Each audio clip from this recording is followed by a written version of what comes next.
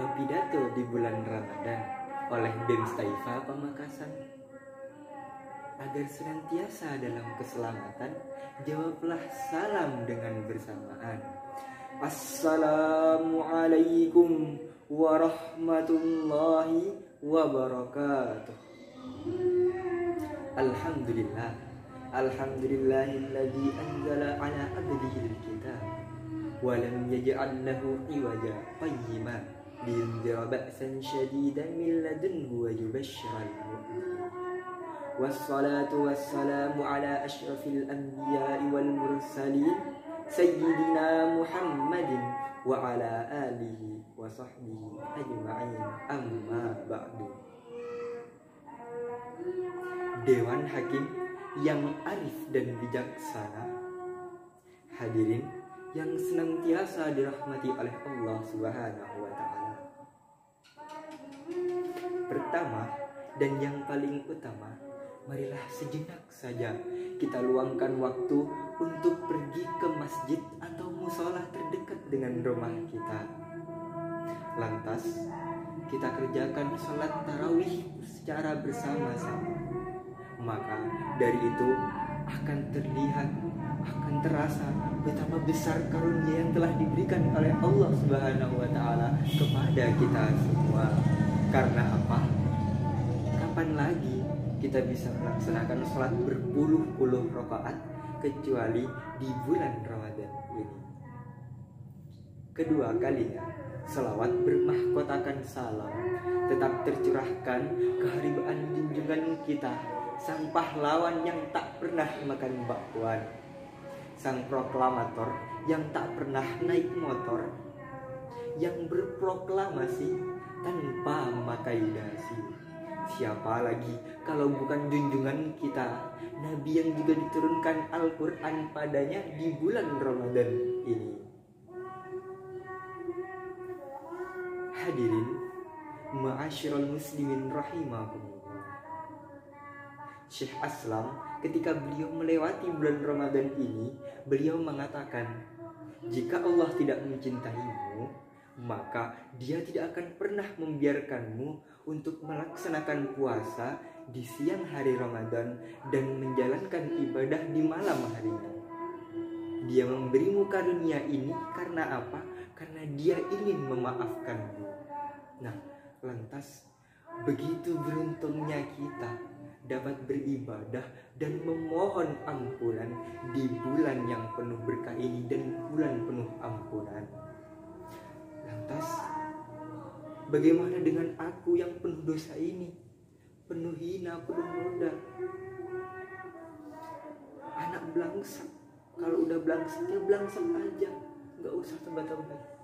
Istilahnya STMJ, salat terus tapi maksiat jalan.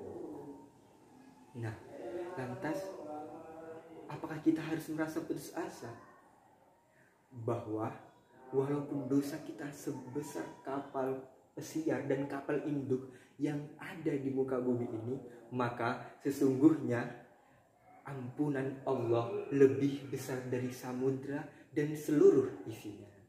Nah, bagaimana kita bisa mendapatkan ampunan yang begitu besar ini? Jawabannya ada di hadis. Jadi Rasulullah telah memberikan kita clue di hadis ini, memberikan kita tutorial agar kita dapat mendapatkan ampunan di bulan yang penuh barakah ini. Hadis tersebut ialah man shoma ramadhana imanan wa ihtisaban ghufira lahu ma taqaddama min dzanbihi. Barang siapa yang berpuasa di bulan Ramadan karena iman dan mengharapkan pahala dari Allah, maka Allah akan mengampuni baginya dosa-dosanya yang telah lalu. Nah, jadi Rasulullah telah memberikan kita dua tutorial agar kita dapat diampuni dosa-dosanya. Nah, tutorial yang pertama yaitu berpuasa dengan dilandasi keimanan. Apa sih maknanya keimanan itu? Amana yu'minu imanan wa mu'manan fahuwa mu'minan wa zaka mu'manun amin la tu'min mu'manun mu'manun. Nah, jadi itu secara harfiahnya. Secara istilah, menurut Imam Ibnu Hajar Al-Asqalani dalam kitab Fathul Bari Syarah Sahih Bukhari, beliau menjelaskan bahwa makna imanan adalah meyakini dengan benar-benar kewajiban berpuasa yang telah kita lakukan, sebagaimana difirmankan oleh Allah dalam Quran surat Al-Baqarah ayat 183 yang pasti kita familiar mendengarnya, yang berbunyi Bismillahirrahmanirrahim, ya ayyuhalladzina amanu kutiba alaikumussyam kama kutiba alal ladzina min qablikum la'allakum tattaqun. Wahai orang-orang beriman, diwajibkan atas kamu berpuasa sebagaimana diwajibkan atas orang-orang sebelum kamu agar kamu bertakwa.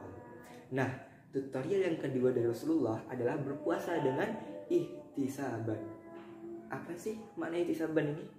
Jadi sama seperti sebelumnya, mengutip dari Fathul Bari Syarah Sahih Bukhari, bahwa Imam Ibnu Hajar Al-Asqalani menjelaskan bahwa ihtisaban adalah sikap ridhonya kita, sikap ikhlasnya kita terhadap kewajiban puasa yang telah kita lakukan dan sedang kita lakukan.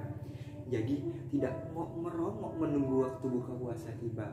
Karena apa? Karena secara psikologis jika kita telah melakukan ihtisaban, maka puasa kita tidak akan terasa lama dan kita tidak akan merasa lemas. Nah, dua tutorial ini jika telah kita lakukan, maka insya Allah dibarakatillah kita akan mendapatkan ampunan, dan yang paling penting nih, kita bisa masuk surga lewat jalur VVIP, yaitu lewat pintu Ar-Rayyan. Nah, hadirin hadirat, mungkin hanya ini yang dapat saya sampaikan. Jika pedang melukai tubuh, masih ada harapan untuk sembuh. Jika lisan melukai hati, lantas manakah obat akan dicari? Makan keripik di tengah sawah, keripiknya jangan sampai jatuh. Wabillahi taufiq wal hidayah. Assalamualaikum warahmatullahi wabarakatuh.